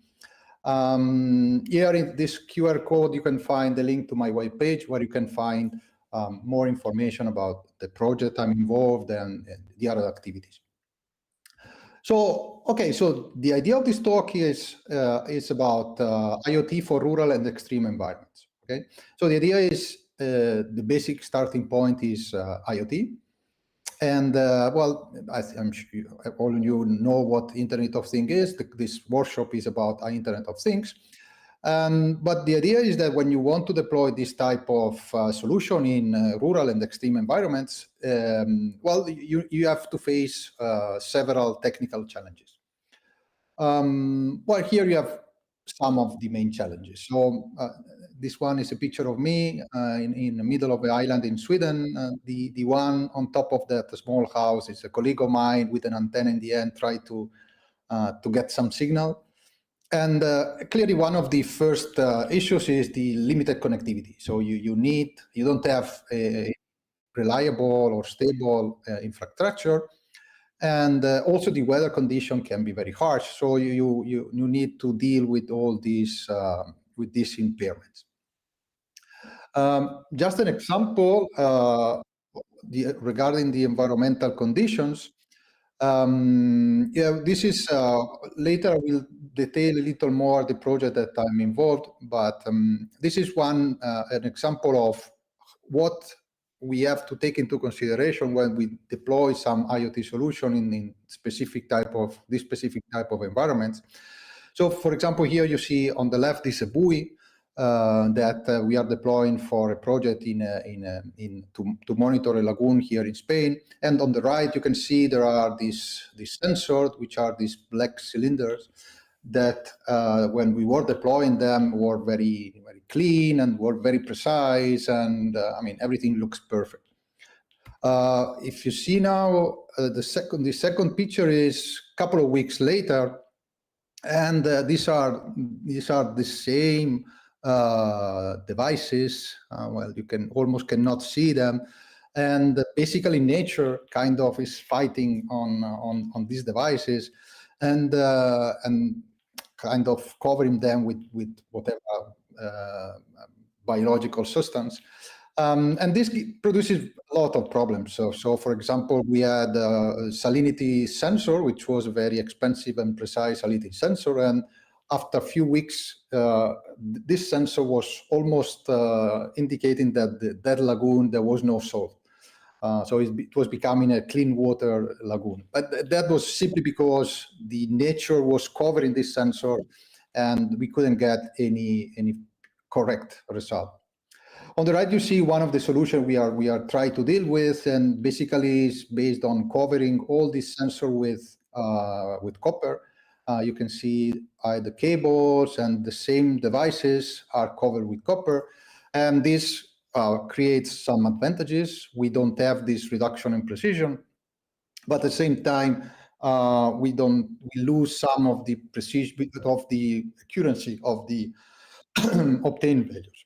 So, but I mean, this is a case of a specific lagoon, but every specific extreme condition can have its own problems. Another of these main challenges is the energy efficiency. So clearly, you don't want you cannot go every now and then and recharge the batteries. So you have to deal on a system that it has to kind of the devices has to last as much as possible. So this brings to the use of specific technology, especially in IoT. As you know, there is what are called LP1 that allow to ensure a long-term operation. But this also requires some strategies to adopt this technology, and I will go into some details later on. And then there are many more. So I focus more on those two because are the one that we are fighting more. But then we are interoperability problems. How we can ensure that standards like MQTT, HTTP can communicate with each other seamlessly. Scalability. What if I need to move from 100 to 1,000 devices or 10,000 devices? And then security. Clearly, if you leave a sensor or if you leave an IoT device without any control, without any type of security, it can be either broken, stolen, or whatever. Okay, so there are many different specific challenges in deploying IoT solution in this type of environment. So the second step is, and here I'm focusing more on what we are doing in my group, is what is called environmental intelligence. So the idea here is to move from environmental sensing, which is classical area of research, to environmental intelligence. And the idea basically is to kind of combine as many possible sources of information as possible. And here we have an example, and the logo is Smart Lagoon logo, which is a project we are working, and now I'll give a little more of details. And here you see what we are integrating are physical sensors, like the buoy I showed you before. We are using remote sensing, satellites. But the interesting part is we are also including other type of sensors, which are social sensors, so kind of Telegram bots, bulletin boards, social media. We are integrating the citizen, so we are applying citizen science technique to collect data from the different users. We are using crowdsourcing to collect data, and can you hear me correctly? Because there is a strange sound in the background. Can you hear me?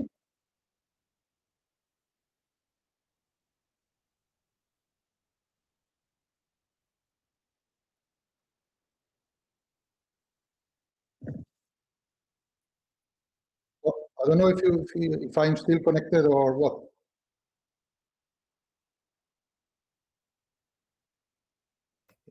Anybody there? Yes, you're still there. But can you hear me? Yes. No. Well, I continue. Okay, so we need to collect all this information, and the idea is to integrate this information into what is called digital twin. Okay, so digital twins is what this type of infrastructure, data structure or systems where you can collect, where you want to collect as much information as possible, and the idea is that it should allow you to have an historic, let's say, amount of past data, so an historic of your values. You want to know the present state, so which are the actual values in this moment. And the other interesting part, which is something that I'm working with other colleagues, is to kind of forecast the future states. Okay, so to see what will happen in the future. And the nice thing about digital twins is that if we can create proper models, what we can do is we can simulate what would happen if we would kind of introduce some modification in our system and see what would happen in the future without actually acting on the real system. So we can try to see different solutions and see which is the most effective.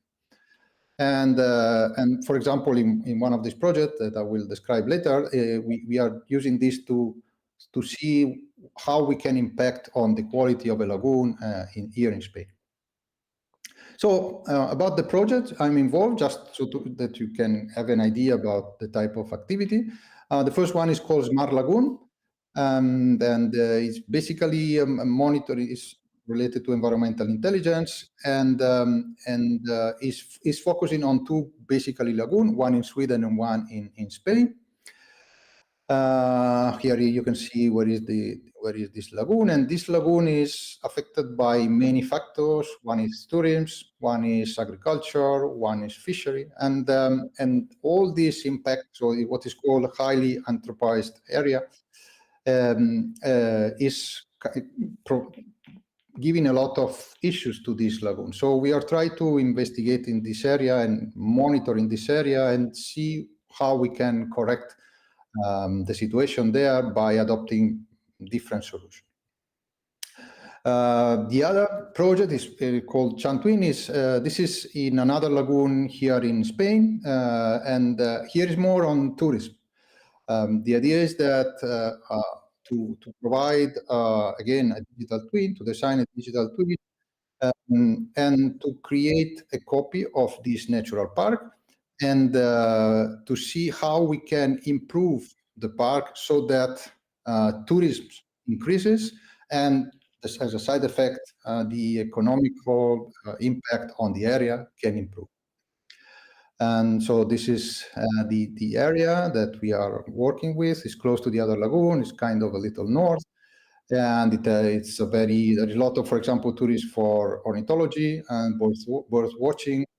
Again, it has a lot of issues. And again, we are trying to deploy the same solutions to create this digital twin of this area so that we can try to provide some solution.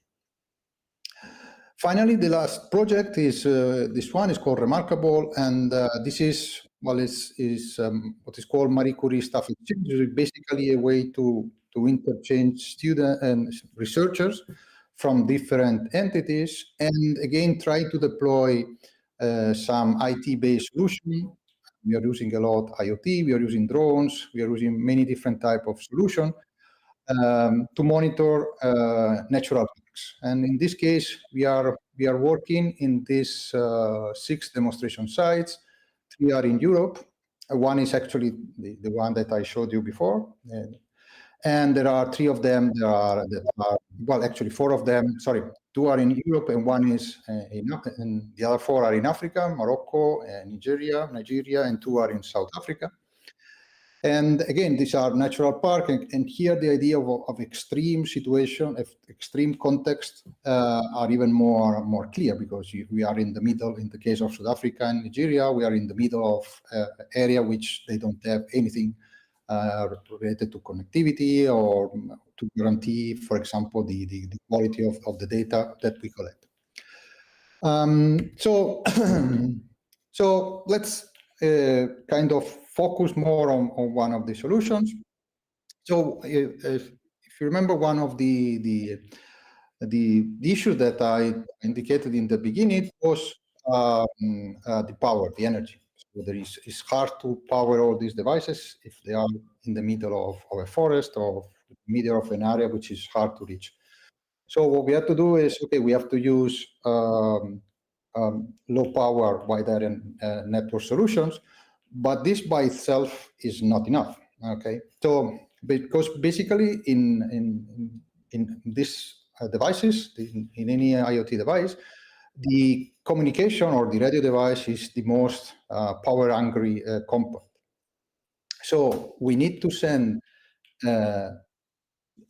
kind of the less the better. And the other disadvantage that we have, the LP1 technologies are fine, they don't consume energy, but they cannot send a lot of data. So we have to send not very often, and we cannot send too much. Okay.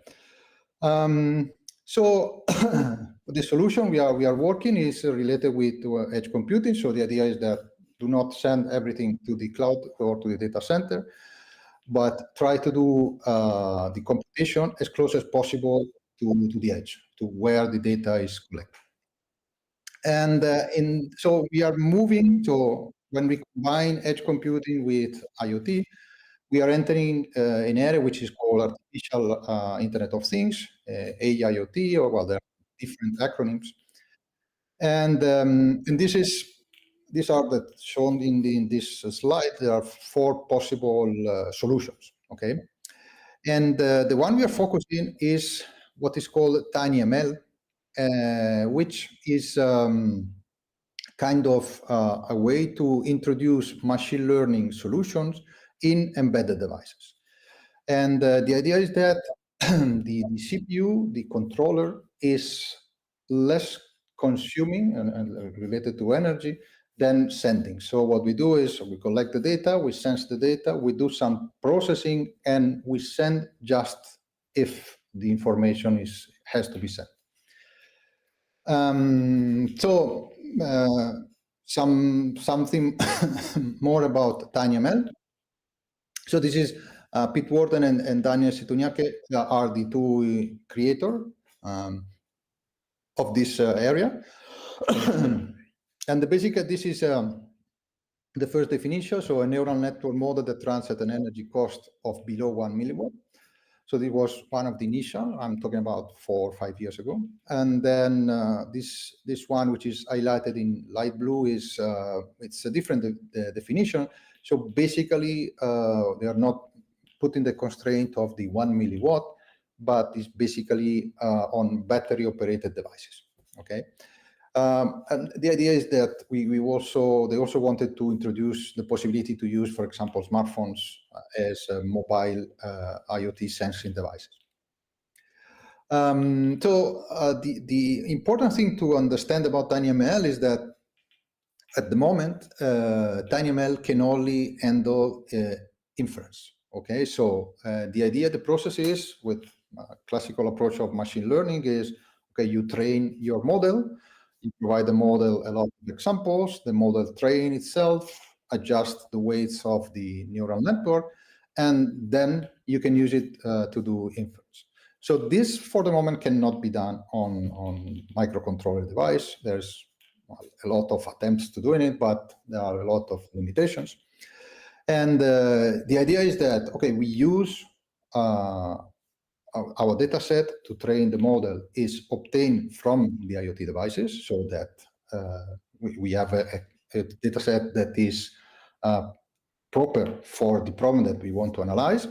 And then we obtain a model, we obtain a network, a neural network, and what we do is we put this neural network in the microcontroller by doing some adaptation, and we use this model to do inference on the microcontroller device. The basic tools that we are using to do this is TensorFlow Lite, which is a version of TensorFlow, which is widely used library for this task. And the basic 2 models the basic 2 kind of tools that we use is what is called TF Lite Converter, which is the one that gets the model trained in a kind of classical PC or whatever server, takes that model and converts the model into the light version, okay? And I'll see a few words about how it does that later. And then inside the clients, inside the microcontrol device, inside the IoT device, there is an interpreter that interprets this model and allows the device to do inference. So these are some of the limitations. The basic are these 2, quantization and pruning. Quantization basically means that we are not using floating number, floating level precision number. We are working with integers, so we clearly losing a lot of accuracy.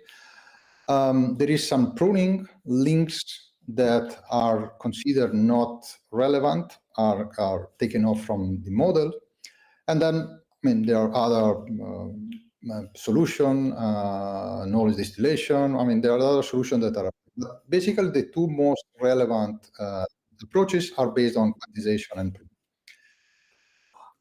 another tool that is growing a lot and is being widely used is called this platform, which is Edge Impulse, which is can work either as classical command line interface, or it can work as a web interface.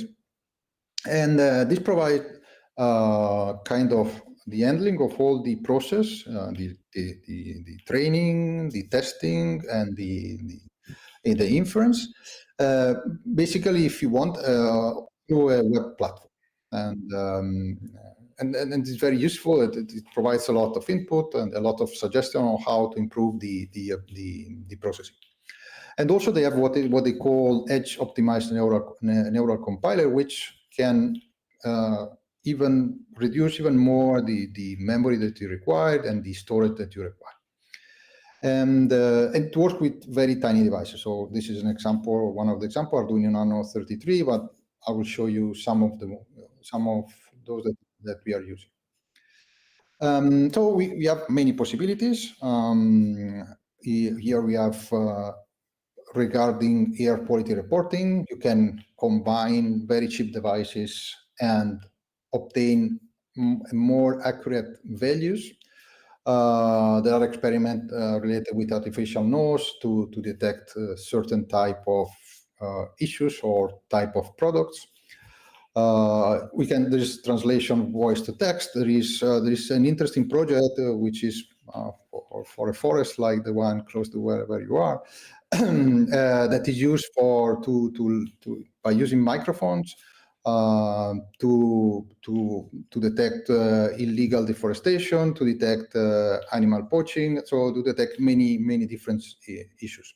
So the idea is that, okay, we use sensors, in this case microphone, and we apply intelligence to these microphones, and if we observe some specific patterns that are related to any of these issues, we can raise an alert. And to raise an alert can be as easy as sending a short message using a LoRaWAN network, so we don't need to send a lot of data. And so a use of microphones, and then the other big area that is evolving is the use of cameras. And this one is this camera that you see here.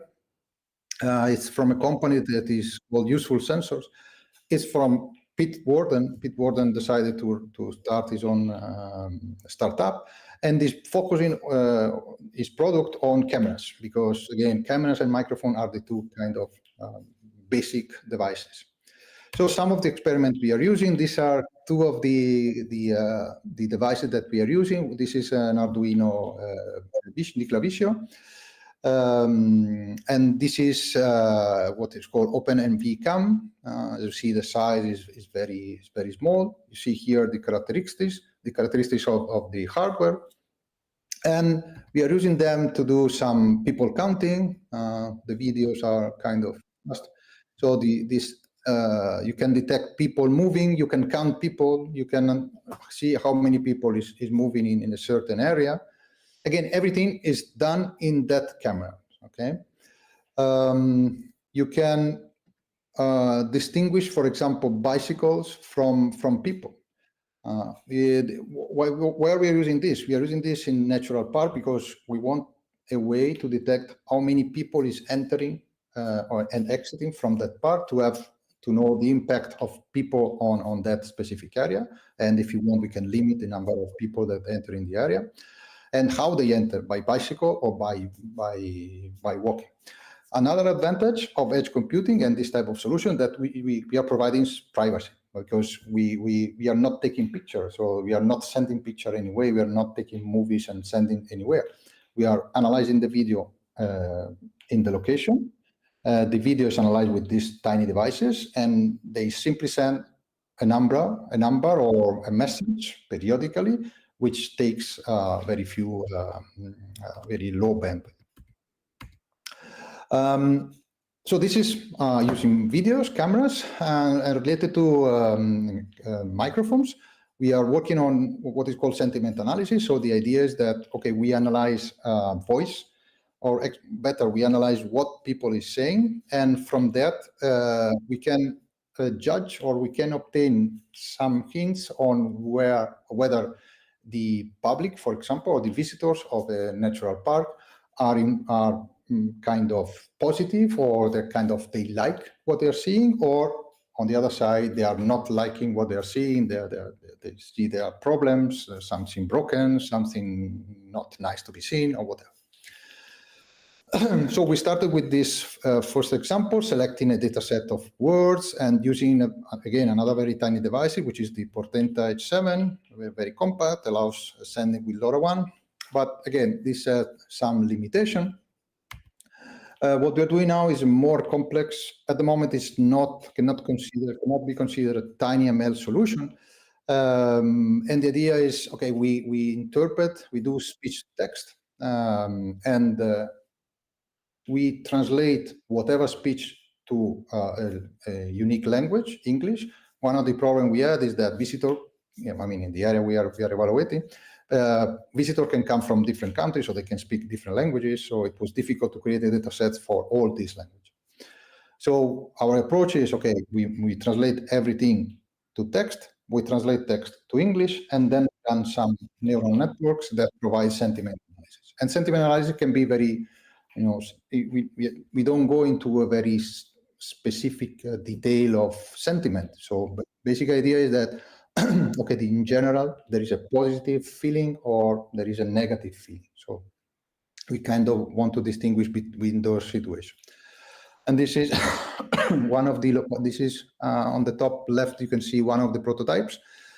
And this is deployed in this location, which is where people go to watch birds. And the idea is to create a dashboard like this, where you can see the evolution and the different type of sentiment that visitor were observing in that area. Then another area of using cameras is what is called monitoring rivers. And so here what we need, this is the example that I showed you before about this lagoon. And this lagoon has a lot of inflows, rivers that introduce water. And we want to monitor these rivers. So what we wanted is what you see here. So we want to evaluate the exact quantity and volume of water that was entering into the lagoon. So the first deployment was what you see here. There is a very kind of professional camera, and that was connected whenever it was raining. It was connected, and then it was sending the images to a cloud center that was doing all the processing. But this is, again, hard to deploy in a remote area where we have energetic problem, we have communication problems, as I said before. So, and then there is the other case, which is these streams, these rivers are ephemeral streams. So they basically stay without water maybe 11 months in the year, and then maybe during 2 days they have a lot of water, and then they stay without water 2 or 3 weeks more, and then some water. So basically there is no need to have all these big cameras that are very power hungry, active all the time. So what we are proposing, what we are deploying is a kind of combined system where we have a low power sensing module, which kind of sense whether there is or not water without consuming too much energy. And whenever they detect that there is water, then we enable the improved system, the one with better camera, with whatever better algorithms, and we can spend energy to evaluate a situation where we actually need to evaluate that situation. Okay, so this is basically the model, but basically the idea is what I basically told you, and here you can see kind of a very schematic of the prototype. Here is the low power sensing module. You see it here again, is the Arduino Niclavision. And this is a tiny ESP32 device with a protocol called Allora that I will detail a little right now. And this is the part that checks whether there is the need to start doing the actual monitor with kind of more professional cameras. And if there is that need, it activates the other part of the system. if there is not this necessity, it'll keep all the other part turned off. So saving money, saving energy, and saving the issue related with providing energy to these devices. So kind of to conclude, regarding extended connectivity, again, as I said at the beginning, we are in IoT, there are a lot of solutions based on LP1, okay? Because in this case, what we use is we want to reduce power, we want to increase range, and okay, we sacrifice data rate. Okay, we don't want to. We are set to send just a few bytes per second, but we want to send those bytes far away as far as possible, and we want to save energy. So we are working a lot with LoRa and LoRaWAN, and but more specifically, we are working with LoRa. We take off all the upper layers of that LoRaWAN introduces. And we created this protocol that, and it's available in this GitHub repository, where you can use tiny devices. We, again, as I said before, we are using a lot of ESP32 devices, which are very compact and have enough processing capacity, and they have the LoRa adapters to interconnect different type of modules and provide connectivity. So, so this works on top of LoRa. And what we provide is all the factors, all the characteristics that LoRa doesn't provide. So we have data retransmission, we create sessions, we can send data of whatever size. We can adapt this protocol to any type of physical device, what we call connectors. So the idea is to make a solution that is flexible and is trustable. Some of the solution, well, you can reach quite easily, more or less, in this case, 12 kilometers. And the other thing, the advantage is that we can provide some kind of version of mesh, so that even if there is not direct connectivity, but we can, through different steps, get to the destination that we want to reach.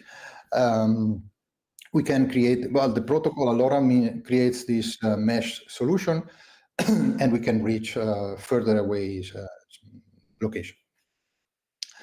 And then this another, so LoRa is without LoRaWAN. What if we want to include also standard LoRaWAN devices? So we are working with this solution with another group at ICTP in Italy, in Trieste. It's a research center in Trieste. And the basic idea here is to provide what are called range extender. So they are in between gateways and nodes. We don't have to modify how the end devices work or the network server work, nor the gateways. And what we do is basically extend the range of the end devices, and we keep LoRaWAN untouched with all the characteristics of authentication, encryption. We are not interfering with those. And this allows to extend to provide energy efficient solution by extended range. And actually they are trying this in mines, and we can provide LoRaWAN connectivity in this case, even if in further deep areas of these mines. Couple of things more. We are combining, since one of the members of the group is working a lot with UAVs, with drones. We are trying to use LoRa and combine LoRa and drones. We are putting drones gateways on the drones. This was to extend connectivity, or at least provide connectivity in remote areas. We are considering combining this with DTN solution. And again, combining LoRaWAN plus TinyML, so doing the computation on the drones. And for example, here is the detection of areas which are flooded, or roads that are flooded, directly with the drone, and having the drone to send the information. Okay, so, well, basically to conclude, I think I talked a little too much. So the idea is that working in IoT solution for rural and extreme environments, we have to deal with some specific challenges. And here you can see one of the topics, the points that we are trying to face. But basically, we are using a lot the combination of machine learning and IoT, so that this combination can reduce the amount of energy used. And we do this, we combining connectivity solutions, which are again lightweight. So we try to reduce the times we need to send, and at the same time, we want to send in an energetically cheaper way as possible. Okay, so that's it. Thanks for your attention, and I hope this